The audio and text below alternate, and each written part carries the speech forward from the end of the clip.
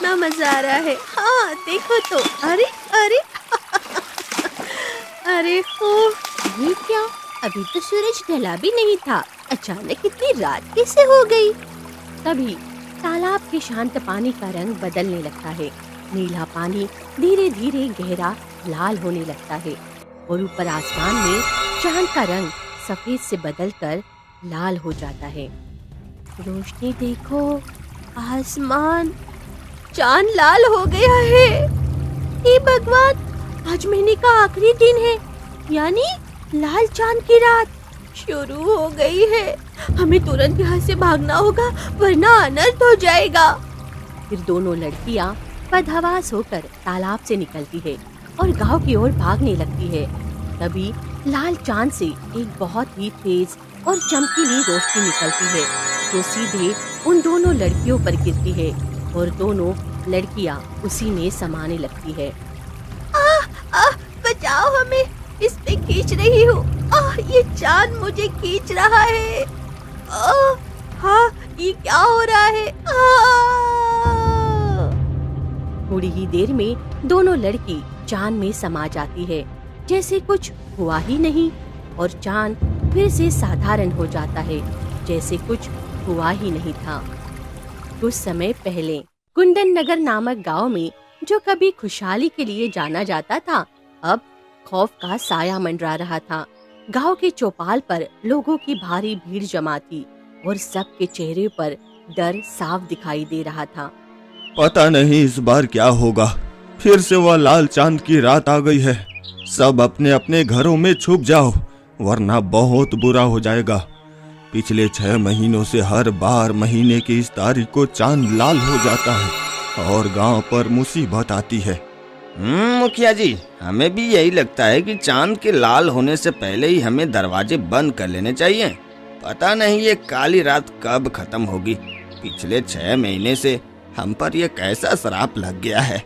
आज रात भी वही होगा जो हर बार होता आया है। जाओ, जल्दी करो। सभी गांव वाले खौफ के साये में अपने अपने घरों की ओर भाग खड़े होते हैं। धीरे धीरे दिन ढल जाता है और रात का अंधेरा गहराने लगता है।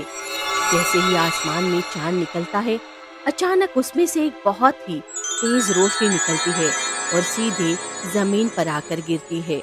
उस दिव्य रोशनी के बीच से एक बेहद खूबसूरत लड़की राही बाहर निकलती है और फूट फूट कर रोने लगती है। मैं इस धरती पर कैसे आ गई हूँ? अब मैं वापस अपने लोग कैसे जाऊंगी?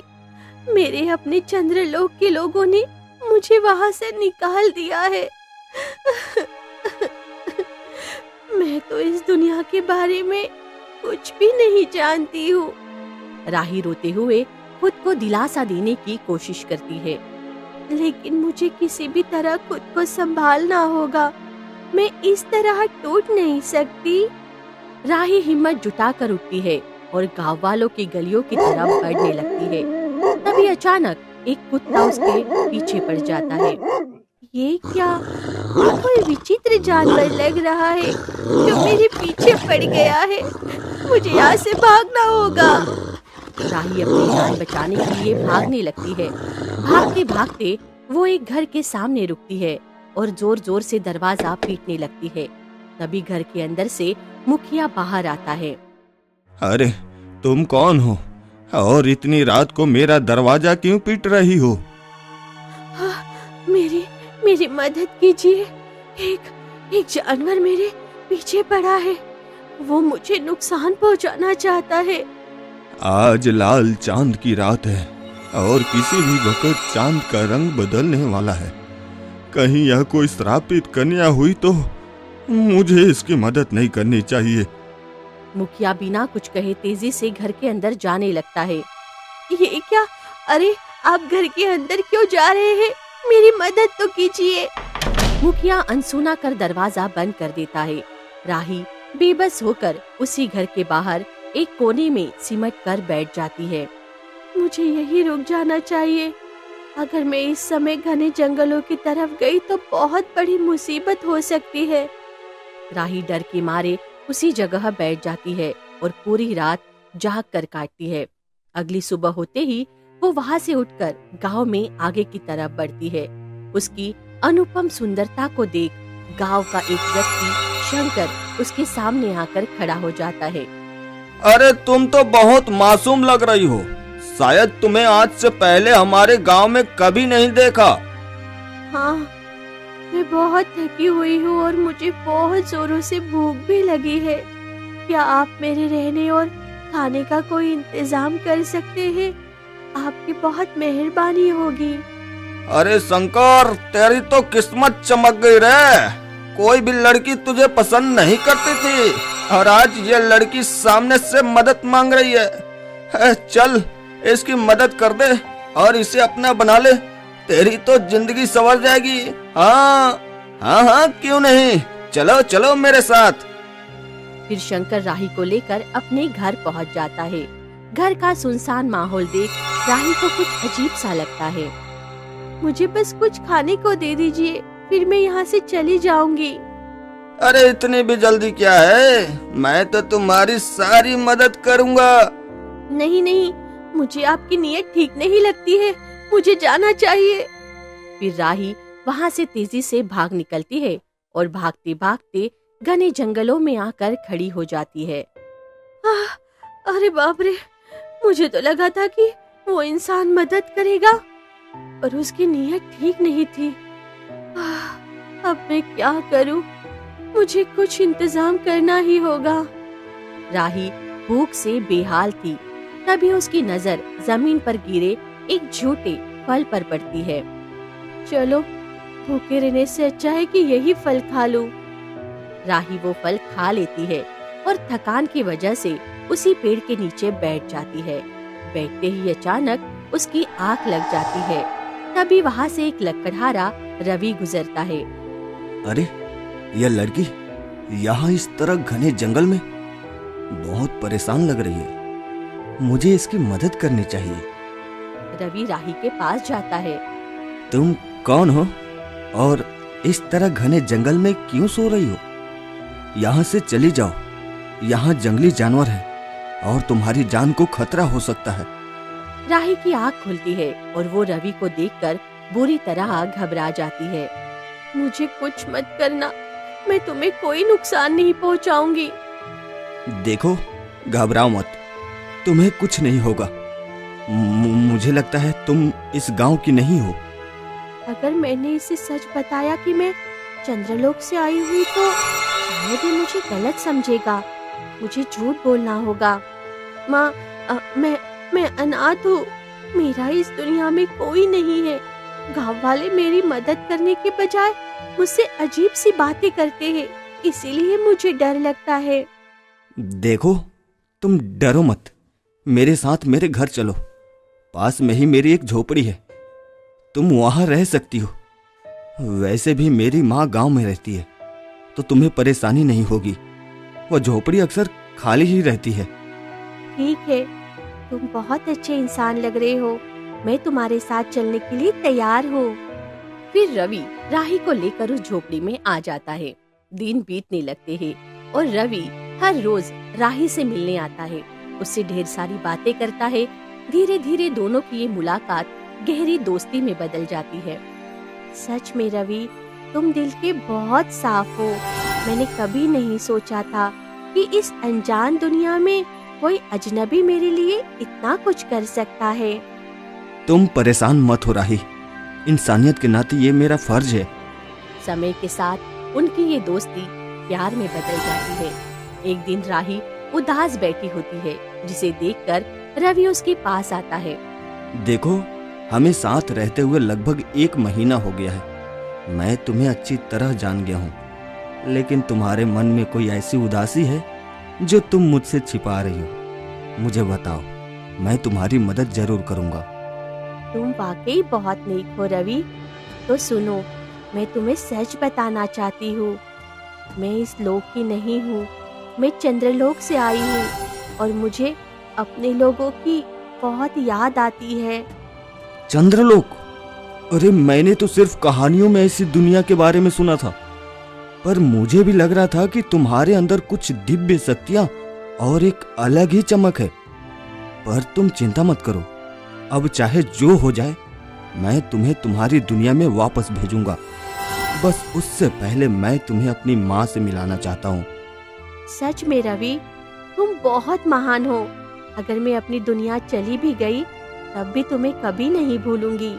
जब तक तुम मेरे लिए इतना कुछ कर रहे हो तो मैं तुम्हारी खुशी के लिए तुम्हारी माँ से क्यों नहीं मिल सकती। फिर रवि राही का हाथ पकड़ता है और उसे घने जंगलों की गहराइयों में ले जाने लगता है। राही के मन में रवि के लिए सम्मान और प्रेम और बढ़ जाता है। रवि इतना अच्छा है, हर पल मेरी मदद करता है, पर अपनी दुनिया लौटने के लिए मुझे इस प्रेम को भूलना ही होगा। दोनों प्रेम भरी नजरों से एक दूसरे को देखते हुए आगे बढ़ते हैं। कुछ देर बाद वे एक पुरानी कुटिया के पास पहुंचते हैं, जहां एक जादूगर, सुधा और ठाकुर पहले से खड़े थे। ये क्या रवि, तुम मुझे यहाँ क्यों लेकर आए हो? यहाँ ये जादूगर, ये औरत और ये व्यक्ति कौन है? मुझे यहाँ बहुत घबराहट हो रही है, मुझे जाने दो। तभी रवि अचानक अपनी पकड़ मजबूत करता है और जोर जोर से हंसने लगता है। तुमने क्या सोचा था कि मैं तुमसे सच्चा प्रेम करता हूँ? अरे नहीं, हम लोग पहले से ही जानते थे कि तुम चंद्रलोक से आई हो। यह हैं ठाकुर साहब, जिन्होंने मुझे तुमसे प्रेम का नाटक करने को कहा था, और यह मेरी माँ सुधा है, जिसे खुश करने के लिए मैंने इस खेल में हाँ कहा। ठाकुर साहब, जैसा आपने कहा था मैंने बिल्कुल वैसा ही किया। शाबाश रवि, तुमने बहुत अच्छा काम किया। अब इस लड़की के साथ भी वही होगा जो इसकी बहन के साथ हुआ था। ये क्या कह रहे हो तुम लोग? तुम कौन हो और तुम्हें मेरी बहन के बारे में कैसे पता है? आखिर तुम लोगों ने मेरी बहन के साथ क्या किया है? तुम्हारी बहन को भी मैंने वैसे ही सजा दी है जिस वजह से वो चंद्रलोक श्रापित हुआ है। वह तो बहुत मासूम थी, तुम्हें तो पता ही होगा। मुझे पता है, मेरी बहन के साथ तुम लोगों ने कुछ तो ऐसा किया है जो मुझे नहीं पता। सच बताओ, क्या किया है तुमने उसके साथ? ठीक है, तो तुम्हें सब कुछ दिख जाएगा। मैं अभी तुम्हें बताता हूँ कि असलियत क्या थी। फिर जादूगर अपना डंडा हवा में घुमाता है, जिससे एक रहस्यमयी धुआं निकलता है और राही की आंखों के सामने पुराना मंजर घूमने लगता है। धरती लोक से कोसों दूर एक सुंदर चंद्रलोक था, जहाँ राही और उसकी छोटी बहन कादम्बिनी दोनों खुशी खुशी रहा करती थी। फिर एक दिन चंद्रलोक में चारों तरफ खुशहाली छाई हुई थी, लेकिन कादम्बिनी चंद्रलोक के उस बड़े से दरवाजे को उदासी से देख रही थी, जो धरती की ओर खुलता था। तभी पीछे से राही वहां आ जाती है। क्या हो गया कादम्बिनी?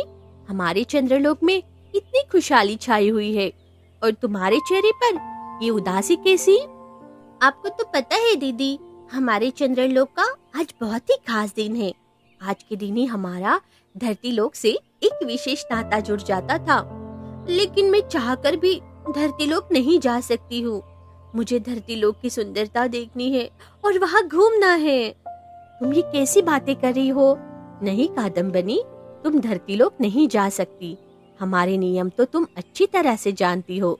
जो भी चंद्रलोक में रहता है वो धरती लोक नहीं जा सकता। वहाँ के मनुष्य अच्छे नहीं होते। दीदी, आप तो जानती हो ना, मैं बस कुछ ही क्षणों में धरती लोक घूमकर वापस आ जाऊंगी। तब तक आप यहाँ सबको बोल देना कि मैं यही चंद्रलोक में हूँ। बस बस बस इतनी सी बात मान लीजिए दीदी, मैं पक्का समय पर आ जाऊंगी। मैं जानती हूँ कादम्बिनी, तुम बचपन से ही बहुत जिद्दी हो। ठीक है, तुम मेरी बहन हो तो तुम्हारी ये इच्छा पूरी करने के लिए मैं तैयार हूँ। लेकिन एक बात याद रखना, सूर्य डूबने से पहले तुम्हें वापस चंद्रलोक आना होगा। तुम हमेशा के लिए उस धरती लोक पर खो सकती हो। ठीक है दीदी, मैं ध्यान रखूंगी। अब मुझे चलना चाहिए। कादम्बिनी चोरी छिपे चंद्रलोक से बाहर निकल जाती है। जैसी वो धरती लोक पर कदम रखती है, वहाँ की हरियाली और खूबसूरती देखकर दंग रह जाती है। मैंने कभी नहीं सोचा था कि धरती लोक इतना खूबसूरत होता है। आहा, चलो थोड़ा और आगे चलकर देखती हूँ और क्या क्या है यहाँ। कादम्बिनी आगे बढ़ती है, तभी दूर खड़ा ठाकुर उसे देख लेता है। उसके अजीब कपड़े और अद्भुत चमक देखकर ठाकुर हैरान रह जाता है। यह लड़की कौन है? यह पोशाक और यह रहन सहन, यह कोई साधारण लड़की तो नहीं लग रही। कहीं यह वही तो नहीं जिसके बारे में मेरे गुरुदेव कहते थे कि वक्त आने पर वह तुम्हें दिख जाएगी। मुझे तुरंत अपने गुरुदेव के पास जाना चाहिए। ठाकुर भागते हुए जादूगर के पास पहुंचता है। कहो ठाकुर, कैसे आना हुआ? गुरुदेव, आपको तो पता है मैंने आपको ही अपना सर्वस्व माना है, क्योंकि आप जादू में निपुण हैं। मैंने अभी एक लड़की को देखा है। क्या आपने जो कहा था वही वो लड़की है? क्या सच में वह चंद्रलोक की राजकुमारी धरती लोक पर आ चुकी है? हाँ, तुम जिस लड़की को देख कर आए हो वह कोई साधारण लड़की नहीं है। यह हमें धनवान बना सकती है। इसके पास ऐसी दिव्य शक्तियां हैं जो हमें दुनिया का सबसे अमीर इंसान बना सकती है, लेकिन इसके लिए उसका प्रेम पहले हासिल करना जरूरी है। ठीक है गुरुदेव, अगर मुझे यह करना पड़ा तो मैं जरूर करूंगा, क्योंकि मुझे धनी बनना है और धन के लिए मैं किसी भी हद तक जा सकता हूँ। फिर ठाकुर वहाँ से निकल पड़ता है और गांव के एक छोटे से घर में पहुंचकर जोर जोर से दरवाजा पीटने लगता है। तभी घर के अंदर से रवि बाहर निकलता है। रवि, आज मुझे तुम्हारी बहुत आवश्यकता है। तुम्हें एक लड़की के साथ प्रेम का नाटक करना होगा। अगर तुम उसे अपने जाल में फंसा लो तो हम सब माला माल हो जाएंगे। हाँ, क्यों नहीं ठाकुर साहब, बताइए मुझे क्या करना होगा, मैं तैयार हूँ। तभी ठाकुर सब कुछ कहने लगता है। वही घर में खड़ी रवि की माँ सुधा ये सारी बातें सुन लेती है और लालच में आकर बाहर आ जाती है। ये तो बहुत अच्छी बात है ठाकुर साहब, मुझे ये मंजूर है। मेरा बेटा उसके साथ ये नाटक जरूर करेगा, बस हमें हमारा हिस्सा मिल जाना चाहिए। अच्छा ठीक है, अगर तुम दोनों माँ बेटे ने मिलकर मेरा साथ दिया तो देखना मेरे साथ साथ तुम दोनों भी बहुत धनी हो जाओगे। ठीक है, मेरा बेटा बिल्कुल वैसा ही करेगा जैसा आप कहेंगे। तो मुझे आज ही निकलना होगा। रवि वहाँ से निकल पड़ता है और उसके पीछे पीछे ठाकुर भी उसे रास्ता दिखाने के लिए चल देता है। थोड़ी दूर जाने पर वे देखते हैं कि तालाब के किनारे कादम्बिनी बैठी है। चारों तरफ की हरियाली को देखकर मुस्कुरा रही है। रवि, यही सही मौका है, तुम्हें उसे अपनी मीठी बातों में फंसाना है। जाओ। फिर रवि एक मासूम चेहरा बनाकर कादम्बरी के पास जाकर बैठ जाता है। तुम कौन हो और यहाँ क्या कर रहे हो? देखो, मैं तुम्हें काफी देर से देख रहा हूँ। तुम्हारी यह पोशाक और तुम्हारा यहाँ अकेले बैठना कुछ अजीब सा लग रहा है। क्या तुम्हें कोई मदद चाहिए? बताओ, मैं तुम्हारी मदद करने के लिए तैयार हूँ। इंसान कितने अच्छे होते हैं, ये मुझे जानता भी नहीं है, फिर भी मेरी मदद करने के लिए तैयार है। नहीं, तुम तो बहुत अच्छे इंसान हो जो बिना जान पहचान के मेरी मदद के लिए आगे आए। मैं बस यही सुनकर बहुत खुश हूँ। वैसे तुम बहुत सुंदर लग रही हो और मैंने तुम्हें यहाँ पहले कभी नहीं देखा। मैं अपनी मौसी की आई हूँ और आज पहली बार ही आई हूँ, इसीलिए शायद तुम मुझे पहचान नहीं रहे हो। अच्छा, तो तुम इस गांव की नहीं हो? कोई बात नहीं, चलो हम दोनों दोस्त बन जाते हैं। फिर मैं तुम्हें यह पूरा गांव अच्छे से घुमा देता हूँ। हाँ हाँ, क्यों नहीं। फिर रवि और कादम्बरी एक दूसरे से बातें करने लगते हैं। रवि अपनी चिकनी चुपड़ी बातों से धीरे धीरे कादम्बरी को अपने प्रेम जाल में फंसा लेता है। एक दिन वो कादम्बरी को बहला फुसला कर एक पुरानी कुटिया में ले जाता है, जहाँ ठाकुर और जादूगर पहले से मौजूद थे। ये क्या रवि, तुम मुझे यहाँ क्यों लेकर आए हो? और ये लोग कौन हैं? क्योंकि ठाकुर को धन चाहिए और तुम्हारे अंदर वो जादुई शक्ति है जो मुझे चाहिए। अब तुम वही करोगी जो मैं कहूंगा। ये क्या रवि, तुमने तो मुझसे प्रेम का नाटक किया। तुम तो मुझसे प्रेम करते थे ना, फिर तुम मुझे यहाँ क्यों लेकर आए हो? मुझे जाने दो, मुझे जाने दो। हाँ, वो सब मेरा नाटक था। अब तुम्हें बस हमें धन देना है। इसके लिए तुम्हें एक सोने की मूर्ति बनना पड़ेगा, ताकि तुम्हारे इस रूप से हम ढेर सारे सोने के सिक्के निकाल सके। हाँ, और जब जब लाल चांद की रात होगी, तुमसे हमें जादुई शक्तियां मिलती रहेंगी और तुम्हारे दर्द से हमारा खजाना बढ़ता रहेगा। कादम्बनी हमला करने की कोशिश करती है, लेकिन कुछ नहीं कर पाती। ये क्या? अरे, मैं कुछ कर क्यों नहीं पा रही हूँ? मेरी शक्तियाँ काम क्यों नहीं कर रही है? क्योंकि तुम चंद्रलोक की हो और प्रेम ही तुम्हारी सबसे बड़ी कमजोरी है। जब प्रेम में तुम्हारा दिल टूटा है तो तुम्हारी शक्तियाँ भी काम नहीं करेंगी। जादूगर अपनी जादुई छड़ी हवा में घुमाता है और कादम्बनी का शरीर धीरे धीरे सोने की मूरत में बदलने लगता है। तुमने हमारे चंद्रलोक के नियमों का उल्लंघन किया है और मुझे छल से हराया है। मैं बद्दुआ देती हूँ, जिस चांद की रोशनी में तुम लोग चैन की सांस लेते हो, वही चांद एक दिन लाल हो जाएगा और उसके कहर से तुम में से कोई नहीं बचेगा। यही श्राप है। इतना कहते ही कादम्बनी पूरी तरह एक निर्जीव सोने की मूर्ति में बदल जाती है। चलो, यह तो मूर्ति में बदल गई। अब यह हमें अपार धन देगी, पर इसने चांद की रोशनी को लेकर जो बद्दुआ दी है, मुझे डर है कि वह सच ना हो जाए। तो अब हम क्या करें? अगर हम इसकी दूसरी बहन राही को भी किसी तरह यहाँ ले आए तो सब ठीक हो जाएगा। वह यहाँ जरूर आएगी और उसके आते ही हमें वही करना होगा जो मैंने सोचा है। ठीक है, तो अब हम उसकी बहन राही का इंतजार करेंगे। तुम सब इतनी निर्दयी हो। मेरी मासूम बहन ने तुम्हारा क्या बिगाड़ा था? सिर्फ धन के लालच में तुमने उसे पत्थर बना दिया। अब रोने से क्या होगा? जिस दिन तू इस गांव में आई थी, मैंने तभी तुझे पहचान लिया था और जानबूझकर तुझे अपने जाल में फंसाया।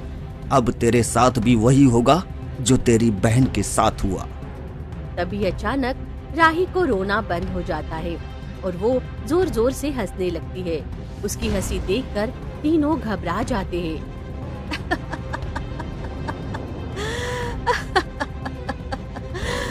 मूर्खो, श्रापित मेरी बहन हुई थी, मैं नहीं। उसने एक इंसान से प्रेम करने की भूल की थी, इसलिए वो कमजोर पड़ गई। पर मैं तुम्हारी असलियत पहले दिन से जानती थी। मैं तो बस बेचारी बनने का नाटक कर रही थी, ताकि तुम खुद मेरी बहन मुझ तक ले आओ। ये सुनते ही जादूगर ठाकुर और रवि के पैरों तले जमीन खिसक जाती है। अच्छा, तो यह तुम्हारा नाटक था, लेकिन अब तुम चाह कर भी कुछ नहीं कर पाओगी और ना ही किसी को बचा पाओगी।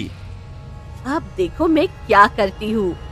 अचानक राही के शरीर से एक अत्यंत तेज रोशनी निकलती है और वो पलक झपकते ही वहाँ से गायब हो जाती है। यह क्या? वह कहाँ चली गई? अगर हमने उसे नहीं पकड़ा तो वह अनर्थ कर देगी। जल्दी कुछ करो, हमें उसे किसी भी हाल में ढूंढना ही होगा। उसके पास इतनी शक्ति कहाँ से आई? उसकी बहन तो इतनी सामर्थ्यवान नहीं थी। वह बहुत चतुर निकली, पर वह ज्यादा दूर नहीं जा पाई होगी। चलो उसे आसपास ही ढूंढते हैं। वे तीनों राही को ढूंढने के लिए निकल पड़ते हैं। वहीं दूसरी तरफ राही अपनी दिव्य शक्तियों के सहारे घने जंगलों को पार करते हुए एक गुप्त गुफा में पहुंचती है, जहां कादम्बनी की सोने की मूर्ति रखी थी। मैं जानती थी कि जैसे ही मैं उस जगह पहुंचूंगी, तुम्हें ढूंढ लूंगी। कादम्बनी, इन लालची लोगों ने तुम्हें सोने की मूर्त इसीलिए बनाया ताकि तुम्हारे आंसुओं से ये सिक्के बना सके। अब जब तुम आजाद हो जाओगी तो। राही अपनी आंखों से एक तेज रोशनी सोने की मूर्ति पर लगाती है और मूर्ति धीरे धीरे चटकने लगती है। देखते ही देखते कादम्बनी फिर से अपने असली इंसानी रूप में वापस आ जाती है। ये क्या? अरे मैं तो फिर से इंसान बन गई। दीदी, आपने मुझे बचा लिया। हाँ कादम्बनी, मैं यहाँ आने से पहले अपनी गुरु माँ से मिली थी।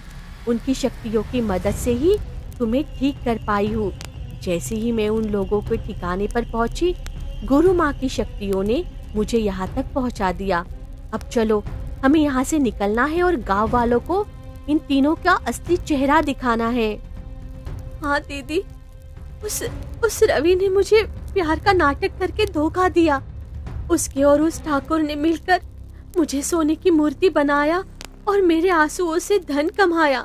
मेरे उस श्राप की वजह से बेगुनाह गांव वाले भी डर में जी रहे हैं। मुझे ये सब ठीक करना है। तुम चिंता मत करो, मैं पूरी तैयारी के साथ आई हूँ। फिर राही कादम्बनी का हाथ पकड़ती है और अपनी शक्तियों से अदृश्य होकर सीधे गांव के चौपाल पर प्रकट हो जाती है। उन्हें अचानक वहां देखकर गांव वाले बुरी तरह घबरा जाते हैं। अरे तुम दोनों कौन हो? हमने तुम्हें पहले कभी यहाँ नहीं देखा, और तुम्हारे आते ही यह चांद इतना लाल कैसे हो गया? क्या यह कोई बड़ा शगुन होने वाला है? राही और कादम्बनी गांव वालों को सारी सच्चाई बता देती है कि कैसे जादूगर, ठाकुर और रवि ने मिलकर चंद्रलोक की राजकुमारी के साथ छल किया। ये सुनकर गांव वाले गुस्से से भर जाते हैं। अच्छा, तो तुम दोनों चंद्रलोक से आई हो? मुझे तो पहले ही लगा था कि तुम्हारी सुंदरता इस दुनिया की नहीं है। रवि और उस जादूगर ने तुम्हारे साथ जो किया, उसकी सजा उन्हें जरूर मिलेगी। हम अभी उन्हें पकड़ कर लाते हैं। फिर गांव वाले मिलकर जादूगर, ठाकुर और रवि को चौपाल पर ले आते हैं। जादूगर कादम्बनी को जिंदा देखकर दंग रह जाता है। नहीं, यह नहीं हो सकता। मेरा जादू कभी विफल नहीं हो सकता। इन्होंने चंद्रलोक से दुश्मनी ली, जिसकी सजा हम सब भुगत रहे थे। अब इन्हें गांव से बाहर निकाला जाता है और इन्हें ताउम्र वृद्ध आश्रम में सेवा करनी होगी। तुमने मेरा कुछ नहीं बिगाड़ा। देखो मेरा जादू। जादूगर जैसे ही अपनी जादुई छड़ी उठाता है, राही की आंखों से एक दिव्य तेज रोशनी निकलती है और जादूगर की छड़ी के टुकड़े टुकड़े हो जाते हैं। नहीं, मेरा जादू। ये मेरी गुरुदेव की शक्ति है, जिसके सामने कोई भी बुरी शक्ति नहीं टिक सकती। अब तुम तीनों सिर्फ एक मामूली इंसान हो। तुम्हारे पास कोई शक्ति नहीं बची। कादम्बनी, मुझे माफ कर दो। मैं तुमसे बहुत प्रेम करता हूँ।